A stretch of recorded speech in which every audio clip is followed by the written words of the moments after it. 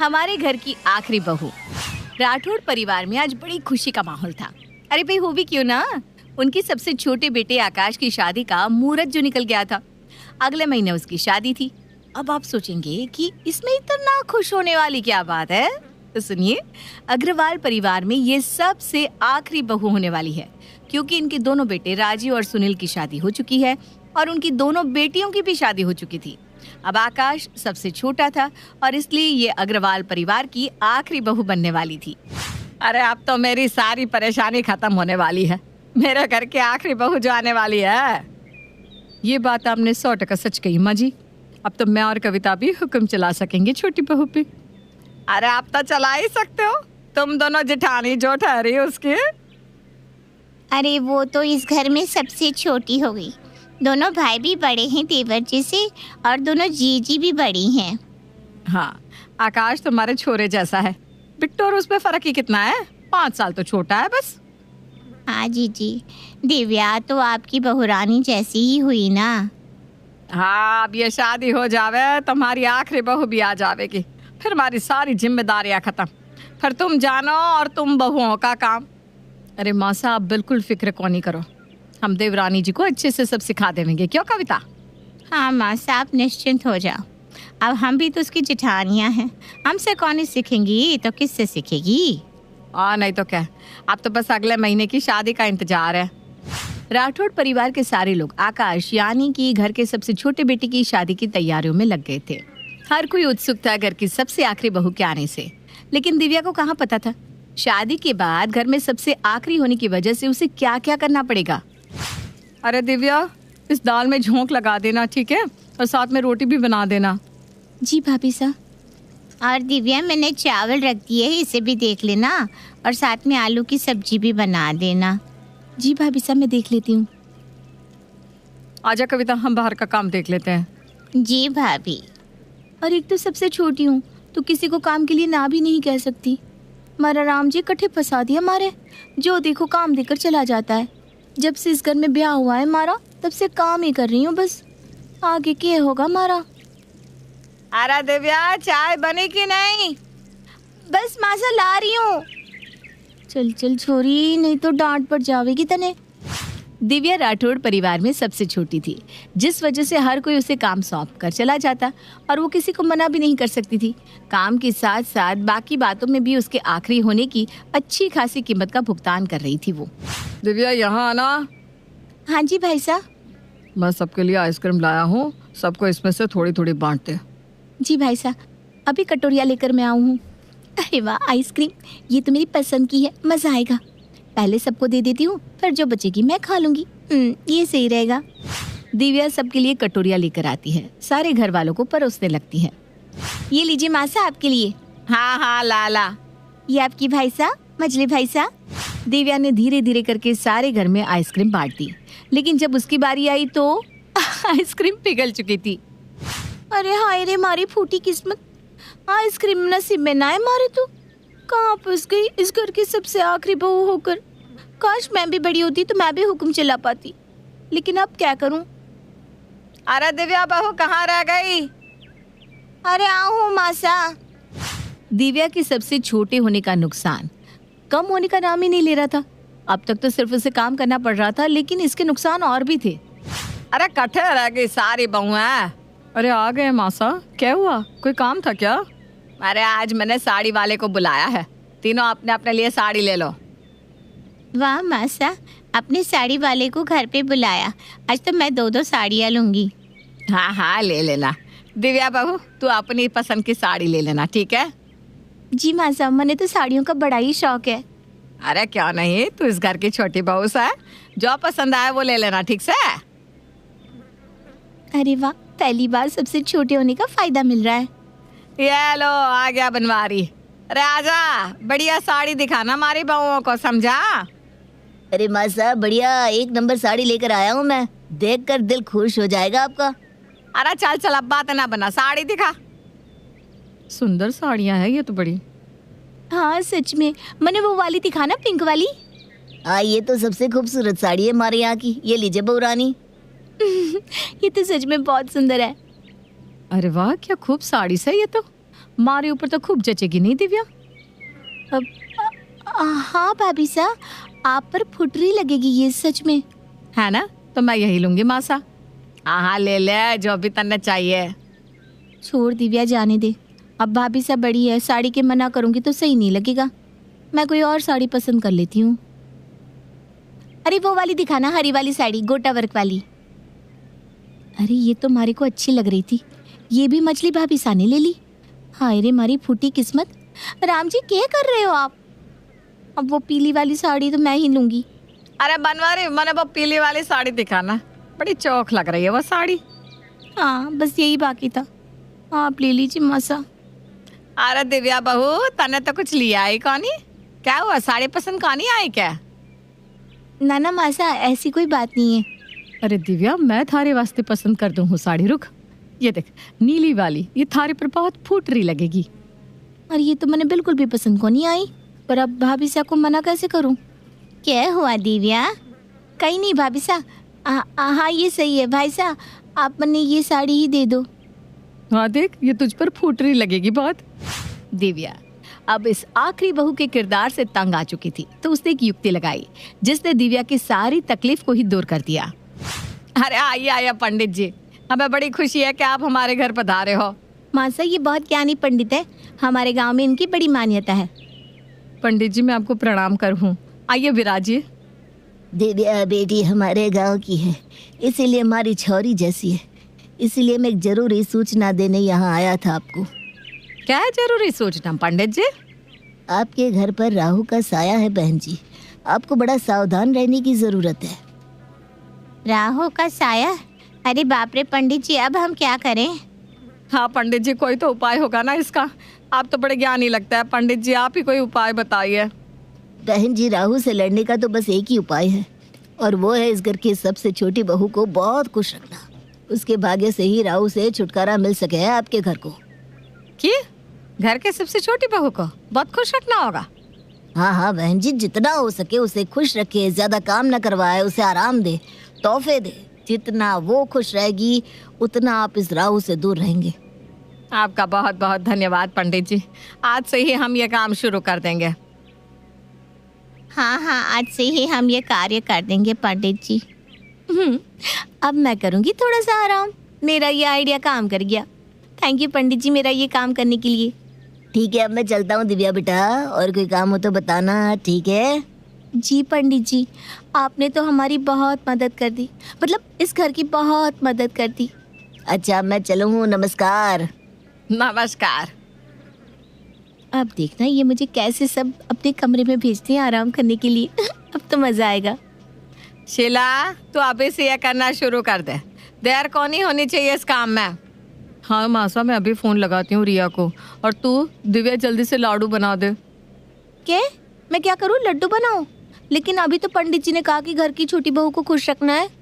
हाँ तो इसीलिए तो रिया को फोन लगाया है ना। रिया कौन से मासा? अरे तेने पता कौन ही कि मेरे बिट्टू की बिंदनी, मेरे बिट्टू की सगाई हो चुकी से ना, तो रिया हुई ना इस घर की छोटी बहू, तो उसे तो खुश रखना पड़ेगा। इसलिए दिव्या तो एक काम कर, लाडू बना दे और मैं उसके लिए साड़ी भिजवाऊँ। क्यों मासा? हाँ हाँ, इस घर की सबसे आखिरी बहू सा रिया, उसे खुश रखेंगे तभी राहु से छुटकारा मिलेगा ना। वो शादी करके आएगी तब भी उससे ज्यादा काम को नहीं करवाएंगे, ठीक सा? हाय रे मेरी फूटी किस्मत, अब ये रिया बनेगी इस घर की आखिरी बहू, और मारा क्या होगा? वही काम। हे मारा राम जी। नहीं, मैं अर्जुन की पहली पत्नी हूँ, निकल जाओ हमारे कमरे से। नहीं, पहली बीवी हो तो क्या हुआ, अब अर्जुन मेरे भी पति है। मैं इस कमरे में सोऊंगी और तुम अपना तकिया बिस्तरा उठाओ और निकल जाओ कमरे से। तुम निकलो। नहीं, तुम निकलो, ये मेरा पति है। तुम निकलो, अर्जुन पर सिर्फ मेरा हक है। तुम बॉस। अरे क्या ये चूहे बिल्लियों की तरह लड़ रही हो? इस कमरे में मेरे साथ तुम दोनों में से कोई भी नहीं सोएगा। मैं ही खुद निकल जाता हूँ और दूसरे कमरे में सो जाता हूँ। दिमाग का दही कर देती हो तुम दोनों। ये कहानी है अर्जुन की, जिसकी शादी पहले कुसुम से हुई होती है, लेकिन अर्जुन के पिता की परम मित्र अनुकुल की मौत के बाद उनके बेटी चंद्रिका से अर्जुन ने शादी कर ली, क्योंकि उन्होंने मरने से पहले अर्जुन से इस बात की मिन्नतें की थी। चंद्रिका के पिता अनुकूल ने जीते जी अर्जुन और उसके पूरे परिवार की खूब मदद की थी, इसलिए अर्जुन को ना चाहकर भी हालातों से मजबूर होकर चंद्रिका से शादी करनी पड़ी थी। अब जब एक ही छत के नीचे दोनों सौतने रहने लगी तो तमाशों की भीषण बरसात तो होनी ही थी। चलिए देखते हैं। ऐसे ही अगले दिन जब कुसुम रसोई में अर्जुन के लिए खाना पका रही होती है, तभी चंद्रिका झांक कर चुपके से उसे देख रही होती है। आज कढ़ाई पनीर बनाया है, अर्जुन का फेवरेट। खुशबू और स्वाद दोनों भी बढ़िया है। अर्जुन तो उंगलियां चाटते रह जाएंगे। थोड़ा सा और मक्खन मिलाती हूँ। मक्खन के दीवाने जो हैं मेरे पिया जी। जैसे ही कुसुम मक्खन को फ्रिज से निकालने के लिए मुड़ती है, चंद्रिका तुरंत फटाफट आकर खाने में डिब्बा भर के मिर्च मिला देती है और कुसुम के फिर से मुड़ते ही वो वापस छुप जाती है। कुसुम कढ़ाई पनीर में मक्खन मिलाती है। अब नहीं चखूंगी, अब तो स्वाद के 4 चांद लग ही गए होंगे। रात में जब अर्जुन कढ़ाई पनीर चखता है तो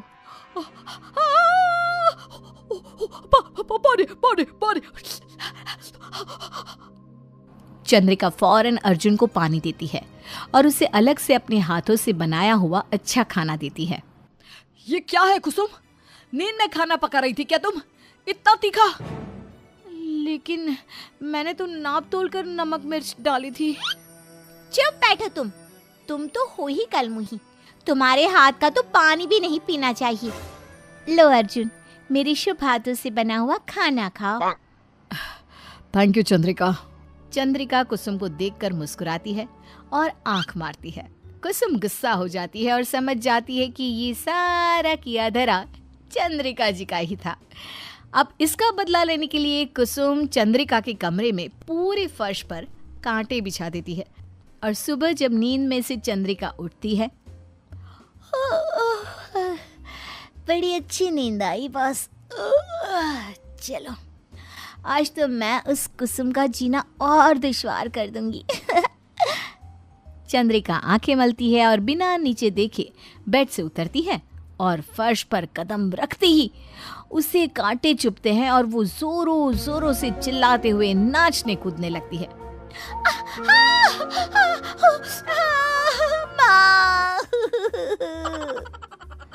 ये सब कुसुम अपने कमरे के बाहर से छुप कर देख रही थी और फूट फूट कर हंस रही थी। चंद्रिका कुसुम को हंसते हुए देख लेती है और वो बेड पे फिर से बैठकर कहती है, अच्छा तो वो नास पिटी जिसने ये कांटे बिछाए हैं वो तुम हो। लेकिन कुसुम की ये चाल उल्टी पड़ जाती है जब चंद्रिका तुम बिल्कुल घबराओ मत, तुम्हारे पैरों पर मैं अभी ये पट्टी लगा देता हूँ। हाँ अर्जुन, थैंक्स मेरी केयर करने के लिए। अरे इट्स ओके। अर्जुन चंद्रिका के पैर पर पट्टी बांधता है। ये देखकर कुसुम को बहुत जलन महसूस होती है। अर्जुन के जाने के बाद चंद्रिका कुसुम से कहती है, क्यों, तुम्हारी चाल तुम्ही पर उल्टी पड़ गई ना? कैसा महसूस हो रहा है मैडम आपको, बताना चाहोगी? कुसुम बिना कुछ कहे गुस्से से वहां से चली जाती है। फिर एक दिन अर्जुन घर में आकर कहता है, कल मेरे बॉस की बर्थडे पार्टी है, उसने मुझे बुलाया है। तुम दोनों में से जिसे आना है आ सकती हो। मैं जा रहा हूँ गिफ्ट लेने, जिसे आना है तैयार रहना। अर्जुन चला जाता है। ए छिपकली, इस बार मैं अपने पति के साथ जाऊंगी। जैसे कि मैं तो उसकी बहन हूँ ना। अरे ओ बैल बुद्धि, मैं भी उसकी बीवी हूँ और उसके साथ पार्टी में मैं ही जाऊंगी, समझ गई ना तुम? मैं जाऊंगी कह दिया ना एक बार। वो तो अब वक्त ही बताएगा कि कौन जाएगा पार्टी में। कुसुम पार्टी में अर्जुन के साथ ना जाए इसलिए चंद्रिका कुसुम की मुल्तानी मिट्टी में कुछ मिला देती है। फिर बाद में जब आईने के सामने कुसुम आती है, चलो जल्दी से मुल्तानी मिट्टी लगा देती हूँ, फिर साड़ी को इस्त्री भी तो करनी है और हेयर और मेकअप भी तो करना है। कुसुम मुल्तानी मिट्टी अपने चेहरे पर लगा देती है और फिर कुछ देर आराम करती है। जब मिट्टी सूख जाती है और कुसुम अपना चेहरा धो लेती है तो वो देखती है कि उसके चेहरे पे काले दाग आ चुके हैं। नहीं, ये क्या हो गया? मेरे खूबसूरत चेहरे पर ये क्या हो गया? मैं तो भूतनी बन गई। नहीं, अब मैं पार्टी में कैसे जाऊंगी? ये जरूर उस डाकन चंद्रिका ने ही किया होगा। उसे तो मैं छोड़ूंगी नहीं। अगर मैं पार्टी में नहीं जा पाऊंगी तो उससे भी मैं जाने नहीं दूंगी। कुसुम डॉक्टर के पास जाती है। इन दागों को क्लियर होने के लिए लगभग 3 दिन लग जाएंगे। ये केमिकल रिएक्शन की वजह से हुआ है। कुसुम का क्रोध अब 7वें आसमान पर था। वो चंद्रिका की साड़ी को कैंची से काट देती है और फिर जब चंद्रिका अपनी फटी हुई साड़ी को देखती है तो अरे नहीं, अब मैं कैसे जाऊंगी पार्टी में अर्जुन के साथ? अर्जुन, मैं पार्टी में कैसे आऊं? देखो ना ये साड़ी। ओफो, तुम दोनों भी सच में। एक का चेहरा खराब हो गया है और अब एक की साड़ी तहस महस हो चुकी है। 2 बीवियां होकर भी कंवारों की तरह जाना होगा मुझे पार्टी में। रहो तुम दोनों घर में ही और लड़ो और साजिशें करो एक दूसरे के खिलाफ। चंद्रिका कुसुम पर पूरी तरह गुस्सा हो चुकी थी और अब वो उसका नामो निशान मिटाना चाहती थी, जिसके लिए वो गुंडों को पैसे देती है और कहती है, ये लो तुम्हारी रकम।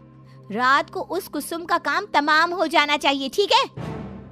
अरे डन डनाडन मैडम। लेकिन रात में अर्जुन के कमरे की सफाई करते वक्त दोनों बीवियों को कुछ ऐसा दिख जाता है जिससे देख दोनों के पैरों तले जमीन खिसक जाती है। वो होती है अर्जुन और एक औरत की शादी की तस्वीर। ये क्या? अर्जुन ने ये शादी? इसका मतलब अर्जुन की पहले भी शादी हो चुकी थी। शकुंतला काकी पिछले 15 साल से अर्जुन की पड़ोसन है। उन्हें सब कुछ पता होगा। चलो बात की तह तक जाते हैं।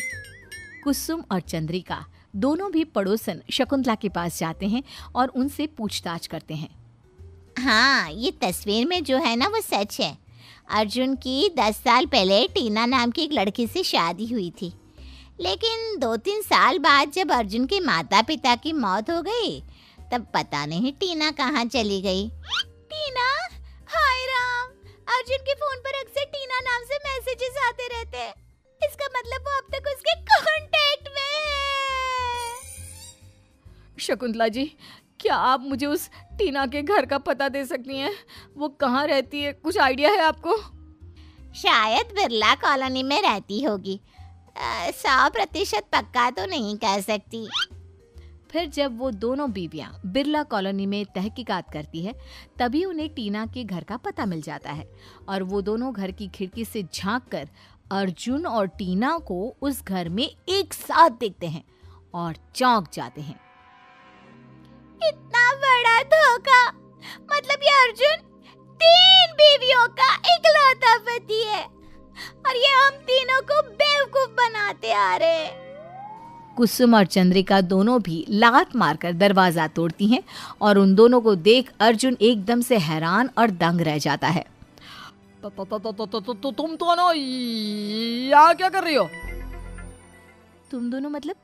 अर्जुन, तुम इन दोनों को पहले से जानते हो क्या? हम दोनों इसकी बीवियां हैं। What? हाँ, इस आदमी ने हम तीनों के जज्बातों के साथ खिलवाड़ किया है। पहले मुझे अपनी पहली शादी के बारे में ना बताकर मुझसे शादी की, फिर इस चंद्रिका को घर लाया। मेरे पापा के वादे को तुमने निभाया और मैं भी तुमसे प्यार कर बैठी, लेकिन तुमने मेरे पापा को ये नहीं बताया कि तुम्हारी ऑलरेडी कुसुम से शादी हो चुकी थी। कस्मों और वादों के भंवर में उलझकर मुझे तुमसे प्यार हुआ और मैंने पापा से किए वादे को पूरा करते हुए तुमसे शादी की। अब समझी मुझे माँ जी और पापा जी की मौत के बाद अलग रहने के लिए क्यों कहा। तुम्हें ऐश करनी थी इसलिए ना? ऐसे दूसरी औरतों के साथ शादी करनी थी, मजे करने थे इसलिए ना? लेकिन अब तुम्हारे मंसूबों को हम किसी भी कीमत पर पूरा नहीं होने देंगे। मेरी बात सुनो तुम तीनों, मुझे माफ कर दो। चुप बैठो, अब कुछ नहीं सुनना तुमसे। जिस पति के लिए मैं अपनी सौतन से लड़ती रही वो तो 1 नंबर का धोखेबाज और 420 निकला। तीनों बीवियां अर्जुन की खूब पिटाई करती है और वो तीनों उसे हमेशा के लिए छोड़कर चली जाती हैं और अर्जुन अपना सर पटकते हुए रह जाता है। सब मेरी गलती है, ना मैं घर का रहा ना घाट का।